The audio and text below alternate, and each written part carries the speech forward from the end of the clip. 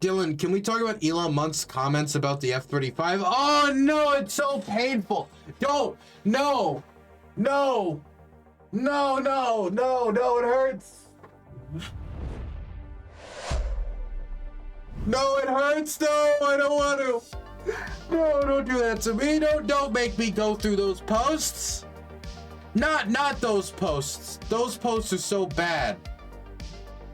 Those posts are so bad. Fine, we'll do it. We'll go through the Elon. So Elon has decided to, well, he's decided to get involved in the defense industry.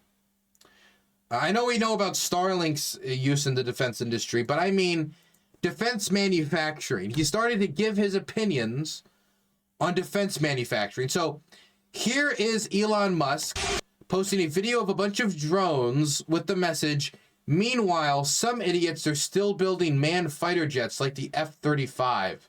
Mind you, this got over 380,000 likes and 90 million views. There's 330 million Americans. Mind you, a view is like you scroll by it. Elon has been shown to prioritize his own tweets before. So it's not crazy that it got this much attention. But the fact is, a lot of people saw this. A lot of people took this in like decent commentary. Here's the video that he posted to disprove the usefulness of the F-35. It wasn't just the F-35. He said fighter jets like the F-35. The F-35 is just the most modern version of American-produced fighter jets that can perform multiple roles as a multi-role aircraft. But his commentary is about all fighter jets as a concept. So it's not anything role specific about the F-35 or some limitation it has. It's one of, if not the most advanced aircraft, fighter aircraft in the world. He's against the concept of fighter jets now because of these drones.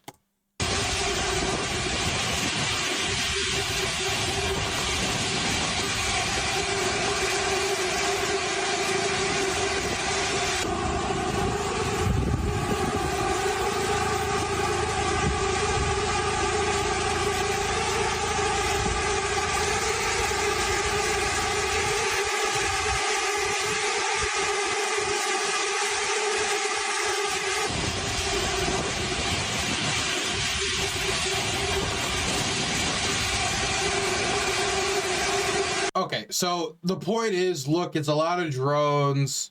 Look at this, guys. Look, it's a dragon. Could the F-35 make an LED light show over major metropolitan areas? I think not.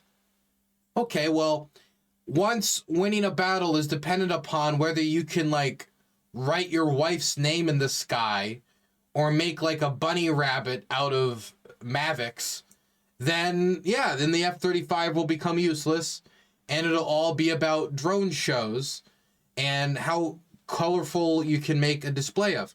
But that's not what war is about. In fact, this video showed nothing except for the fact, hey, look, there's a lot of drones, and ooh, look, it can make pretty pictures. There's not even an argument here. The argument is just, look at the cool drone. Look at the cool drone. Look at the cool drone.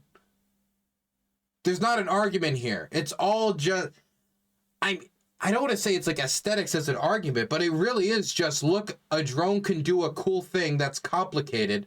Look at some of these metrics. Whoa, a bunch of drones, and you want to spend money on fighter jets.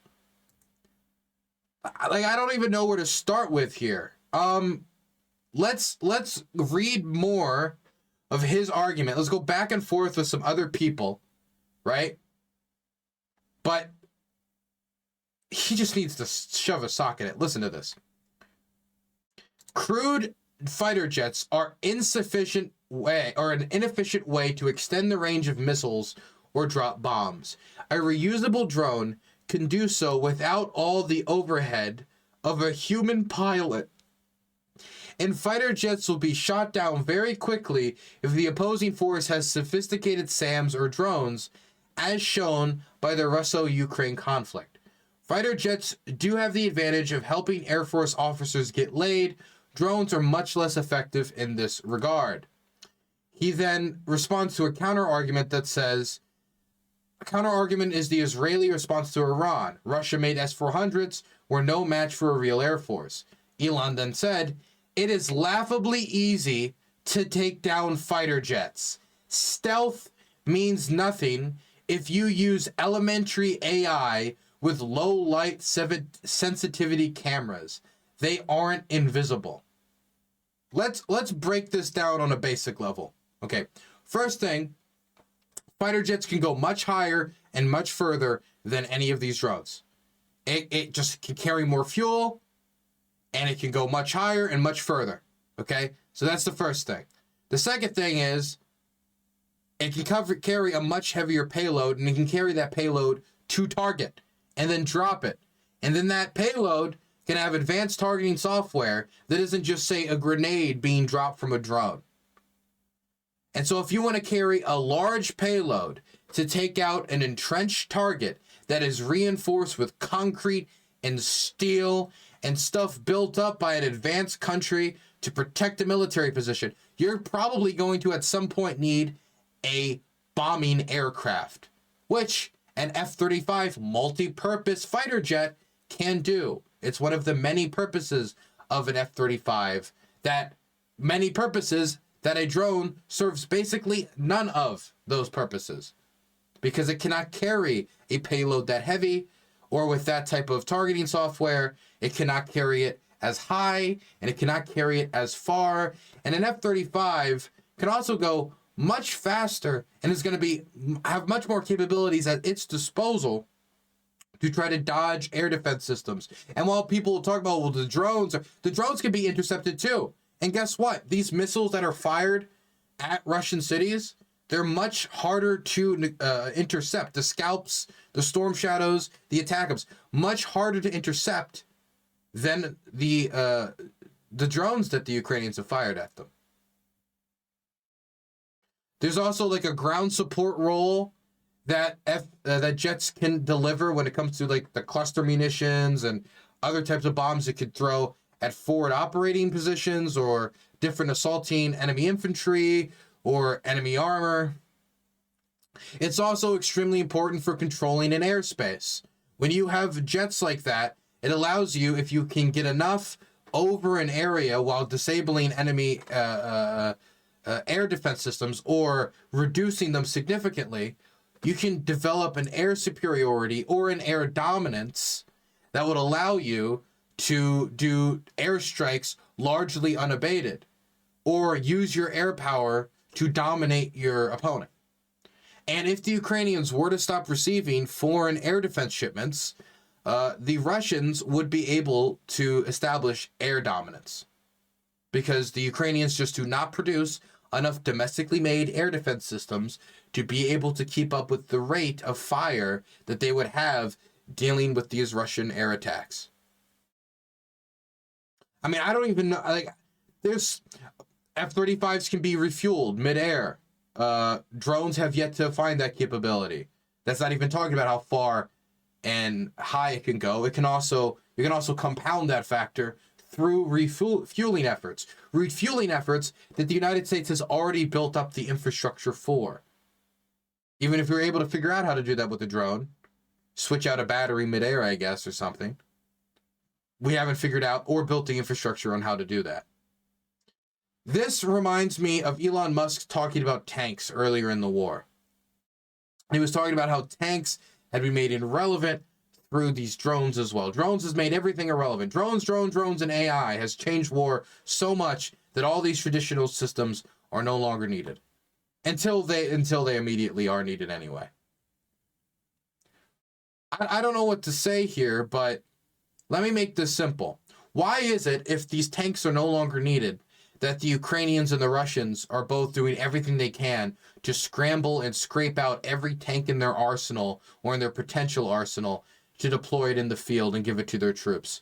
Is it because that having that mobile fire system that can move and support troops in armored assaults can just not be replaced by a drone, a single-use FPV, or a few FPVs, or a grenade-dropping drone, when it comes to the type of firepower it's going to deploy, the protection it provides the crew or the advancing unit, or its ability to go in, shoot and scoot?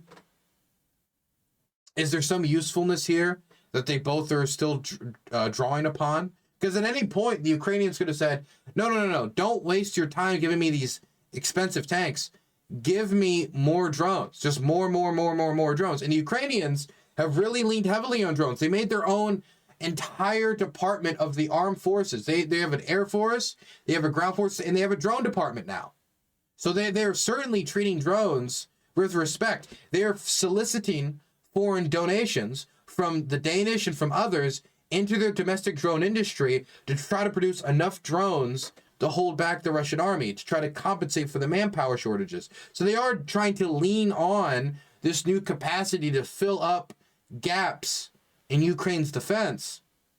But that doesn't mean that these previous legacy technologies that continue to be built upon are now useless or worthless. It's like when I hear about, aircraft carriers are now worthless because of missiles. Okay, well, if you have a strike group around them to protect them, and you still have the need to be able to move aircraft around the world and be able to hit anywhere that these aircraft carriers could be moved, well, then they're not. Oh, well, tanks are useless. Okay, then why are these people that are fighting the largest tank war in the world still want more tanks? Oh, well, fighter jets are useless. Okay, why did the Ukrainians fight so hard for the F-16s? Why did the Russians pull back all those air assets once they realized that maybe long-range strikes could be approved like a year ago? Why did they fight so hard to preserve their air assets? Why did lacking air dominance matter so much? I mean, I will say, having, jamming software that can remove the connection between the pilot and the software in question, the drones, is a big issue. And the thing is, if you're piloting, a small drone, like an FPV, and it's $800 and you lose one because of some jamming, it is what it is. If you're piloting the drone version of an F-16, F-35, because now you just want to remove the quote-unquote overhead cost of having a pilot in the aircraft, you have to make it unjammable. And you're not going to be able to have, with some drones, what the Russians and Ukrainians have started doing is they make hard lines. They get a cable so they can directly connect the drone that they're going to send out to attack the enemy to them directly through a line, so it's unjammable unless you cut the line, which you're not going to be able to do. You can't do that with something that needs to go 500 miles away and hit an enemy airbase. And if it gets jammed, you didn't lose an $800 drone, you're losing multi-million-dollar equipment. This is another example of Elon Musk doing what he does with every topic. He learns about it, he spends a few weeks in it, and then he starts talking about it like he's an expert. He's seen the war in Ukraine through the periphery of his vision, so he started talking big game on tanks, on how the era of tanks are over. He saw the war through the periphery of his vision, so now he's talking big stuff on the F-35. He saw Ukrainian history through the periphery of his vision, so he started saying that, giving Ukraine Crimea in the first place was a mistake. And, all the reason these eastern Ukrainian villages are falling is because they all support Russia. Even though, when these villages, eventually fall, there's, 3 people in them. It has nothing to do with local population. It's the nature of the combat. Not to mention, some of these, Eastern Ukrainian villages actually speak Ukrainian, because there are Ukrainian speakers out there. Not to mention the fact that just because you speak Russian doesn't mean you support the Russians. Try to tell that to the Irish. Putting that aside, he does this with every topic. He did that with the cave in Thailand, where all of a sudden, I'm a rescue expert. I'm going to design a submarine to save these kids. And if you call it stupid, I'm going to call you a pedophile, which is what he did to the rescue crews that actually went out there and saved the kids. I'm going to get involved in Ukraine. I'm going to start sending these Starlinks after their digital minister, Fedorov, asked me on Twitter 4 days into the war for help. And then after I've gotten the country relying on my Starlink technology, I'm going to start peacemaking with crayons. And when you try to use these communication tools being used for your armed forces to fight back and strike the Russians in Crimea, I'm going to cut off the connection, undercut the attack, save the Russian Navy to stop World War III. Was that because World War III was actually going to happen? No, the attack came through anyway, a few weeks later, a few months later, just with different means. World War III didn't happen, but in the moment, it sure felt like it did to Elon Musk. He just keeps moving into areas and then acting like an expert.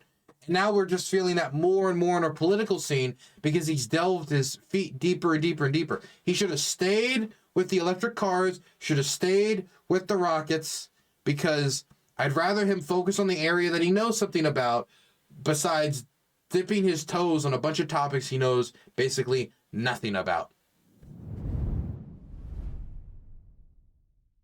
It's unbelievably frustrating.